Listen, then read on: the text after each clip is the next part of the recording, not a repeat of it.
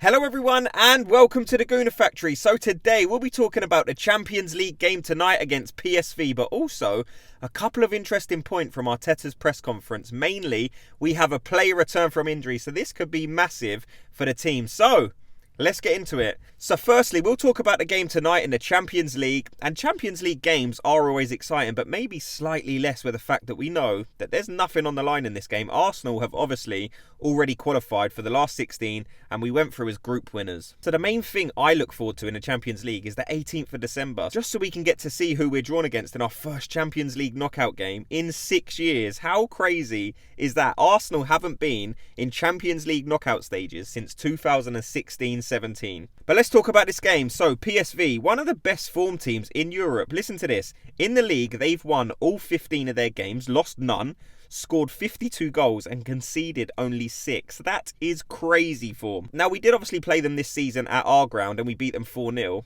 And that, to be fair, was probably one of our best performances of the season. But I have a feeling this game is going to be slightly different for a few different reasons, really. Firstly, we're playing at their home ground, so I'm sure they'll be better there for sure. But also, like I said earlier, we've already qualified, so it makes no sense putting a full-strength team out. In fact, I would play 0 first 11 players. I mean, maybe a couple, as we literally don't have no one else in some positions, but I would rest the lot of them. The season's way too arduous to be playing first team players in like dead rubber games. So for that reason, this is the first 11 I would go for. Ramsdale in goal. Look, and we've spoken many times about Ramsdale and how many of us do feel he should have been given more of an opportunity to prove himself, but that's not been the case, and it seems these cup games are now going to be the only chance we get to see him between the sticks. So Ramsdale in goal.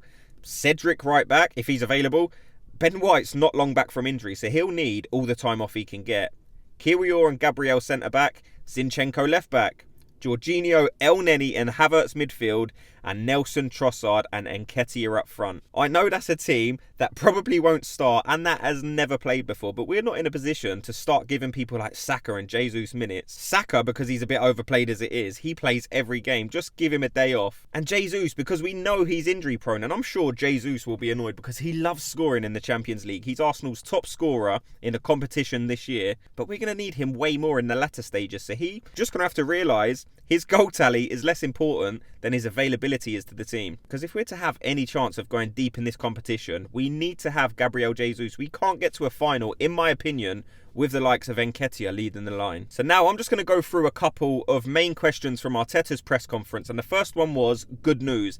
Emil Smith-Rowe, another opportunity hopefully to build and go forward and not have another setback. How hard is it for him? Does he have to go into games? He's an England international. He's done all those things before he got injured. Does he have to kind of forget about those things and build again from the start? Mentally, how does he deal with this? So that question I thought was a bit all over the place. But Arteta said, I think what he's been through is part of the experience 95% of footballers have to go through, which is difficulties, injuries, setbacks, different kind of performances as well, and that's all in his bag now. If he can use it in a very powerful way, he will be a much better player, and I think he's on the right path. And the way he's done his rehab, I haven't seen him do it before like he's done it this time. I think you see how his teammates reacted to him being back with the team, which is really positive thing as well. And the moment we can give him chances and start to play, the better we're going to be. So let's hope that's going to be the case. So that is, of course, Arteta there speaking on the return of Emil Smith-Rowe. After it's now been confirmed he is back from injury, and he'll soon be ready for selection. And we heard yesterday that he's travelled to the Netherlands with a team, so playing time for Smith-Rowe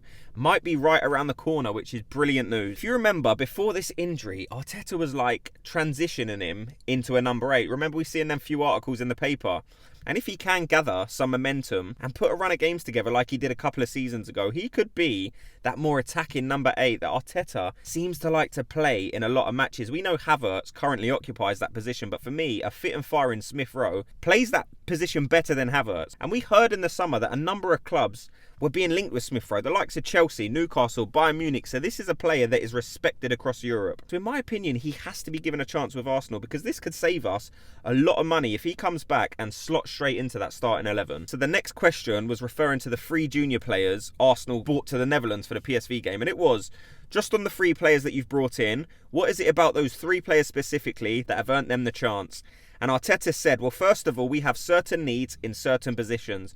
We could have brought some others as well, but we decided because of the necessities we have and how we might use those players tomorrow, that they were the best ones to bring. And that's quite interesting because it's what we touched on yesterday. Bring some of the younger players in from the under-18s and let them play. Give them the experience. Let them be with the first team. Let them start understanding the mentality needed to play at this level. And this is the perfect game because you're playing a good team in the Champions League, but there's not all the pressure of needing to win. I honestly hope all three play tomorrow, and it'll be interesting to see how they get on because we know how good the Arsenal Academy is. So to see how it translates in a game like this, for me, will be exciting. So the last one was about Saka, and it was Bukayo wasn't training today.